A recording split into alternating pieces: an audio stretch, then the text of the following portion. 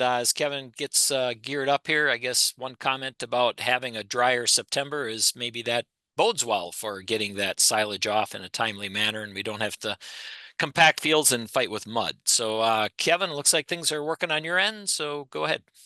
All right. Full disclosure, I've got a great support here in terms of Megan helping me, Megan Sankey, our fantastic communication specialist, helping me advance slides. So we're going to advance to the next one.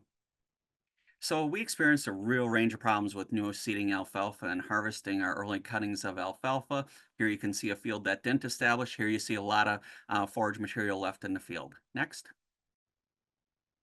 This was not an uncommon site. A lot of alfalfa in an attempt to dry it ended up getting chopped back in the field, which means we have a lot of forage that went to waste. But even that said, we have a lot of low quality forage on those farms, and that's going to impact us moving forward. Next. So final decisions with those alfalfa stands are going to be critical. You can clearly see the compaction here. Not uncommon again across the state. Next. This is what those fields look like when the regrowth shows up. So fall decisions, final cuts are going to impact the winter survivability of these hay fields more significantly this year than previous years. Next. So here's what I wanted to quickly touch on with alfalfa. Even though my talk is corn silage, this is important, I think. 2009, 2013, 2020. Those were the only 3 years in the WAYP we averaged less than 4 tons of dry matter alfalfa for the entire season. What do those all have in common? 2008 was Lake Delton bursting, very wet year. 2012 was a severe drought for many, and 2019 the worst growing season we saw in 50 years. So, what I would say for next year, brace yourselves. Prepare for lower than expected alfalfa yields, knowing you can't rotate your entire farm. Next. So there's always a conflict between trying to figure out, do you do fourth crop or do you do corn silage? Next. And here we can see one of those conflicts. We've got manure that needs to be hauled on this, and it's after the alfalfa's been harvested and the corn silage is waiting to be harvested. Next. So the problem is we only get to harvest that silage once a year. With alfalfa, we get 4 chances, and our later cuttings were better for most. It's just that unfortunately, our high tonnage was in those previous cuttings, and it's poor. Next. So I just want to toss out there that we do corn silage dry downs across the state, and it always surprises me. No matter how much we publicize this, I'll get messages from people. Hey, what are whole plant moistures? Are there any dry downs in the work? And then just yesterday, the middle one, September 10th, Steve, hey, is anybody doing corn silage dry downs? So the nice thing is we can share that information very quickly with our smartphones. Speaking of smartphones, I'll never share a title of a publication which was put in Wisconsin Agriculturalist that talks about what I just mentioned about alfalfa yields and managing those fields with that gentleman on top on a screenshot ever again. So I figured I'd sneak that in. Next slide. So this was 2023, same field. This is less than 50 feet apart. You had cobs hanging. You also had material that was very, very green. Last year, we planted all the corn in 3 days, and we had 3 different emergence events. Next. This year, we planted corn in Outagamie County in April, in May, in June, and July. So we had 4 month planting that occurred, and you can obviously see the weather that we put up with. Next. Nitrogen deficiency was a problem, as well as shallow rooting. Those roots are only 6, 7 inches in length in July. Next.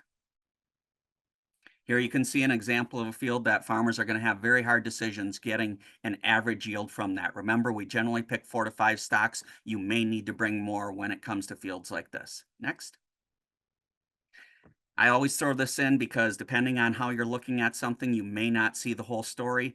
This is tried and true until I find a better example than this. This pretty much represents corn silage this year. Next. You don't need to have a sample lab tested to know the moisture content. You can take a wad of silage, put it in your hand, and if you can physically squeeze out moisture, that is over 70%. Next. What we need to look at first is what is our silage structure that we are storing in. Here you can see the range of moistures. Obviously, as far as a bunker or pile, we're looking 65, 70. A bag gives us the most flexibility, 60 to 70. Our larger concrete stave silos, 60 to 65. Our smaller ones, you can actually go higher. And then if you're dealing with an oxygen limiting structure, harvester or otherwise, we're in that 50 to 60% range. Next. Take advantage of the silage dry downs in your events. There are a lot of forage councils, local co-ops, agribusinesses who are willing to sponsor these events. Next. Here you can see just an example, bundle 4 or 5 stocks up from a field, bring them in. We do ask for field history information, so be prepared to fill out a little bit of paperwork. Next. And fortunately, we have sponsors, and those sponsors oftentimes provide food and other benefits at these events. So you can not just get a silage sample, you can take a break from the field as well. Next. Here you can see again, we want to make sure that if you do bring samples this year, we are looking to collect further information about field history, whether fungicides are used, whether what the previous crop rotation was. So give yourself a few minutes to fill out that paperwork. Next. As silage dry downs get deeper into the season, we do more than just dry down corn there. Here you can see at one of our events, we test grain moisture as well for those when high moisture corn will be sneaking up on us. Next. I picked an example, and this is for Fond du Lac, and given the time, we're going to just talk a little bit about Fond du Lac and wrap this up. So here you go to the Fond du Lac County Extension website, which is the first link. Then you click on Ag, and then you can see there's a link for corn silage dry down. So what you're looking at is the second link, the Ag page. Next. And then you click on the link for corn silage dry downs, and it takes you to this specific site. And then below this, Liz Gartman has the results posted, and we'll show those next. Next slide. So here you can see she has results on the website. All the fields are identified. You can see the average, the lowest, and the highest. In this case, this was all for corn that was planted early and was greater than 100-day.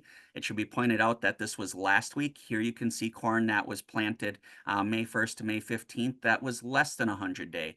And it makes sense that our less than 100-day corn is in those lower mid 60s. We had a sample that was planted on April 27th, a 92-day corn, and it tested 61% moisture. So you expect that. I believe what we're seeing, next slide, is that some of our longer day hybrids are going ahead and moving quicker than we expected.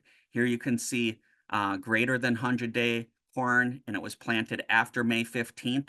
I would have expected these samples to be higher in moisture. You can see the average was 69, the lowest was 63, the highest was 75. Of course, we're going to have high moistures. I think the thing is that you need to look at these fields individually and not assume just because it's a long season hybrid that corn is wet. And so I see we've reached 1:30. My goal was to simply make a few points, make sure that you check your area for silage dry down results. And so I am going to go ahead and stop right there. All right, thank you, Kevin. Great information as always. And yes, I think this year brings that challenge of so many different planting dates and different fields as always. And even within a county, within a field, you're going to see that variability. So appreciate Kevin sharing all those pointers and what we need to do moving forward to have a quality corn silage harvest.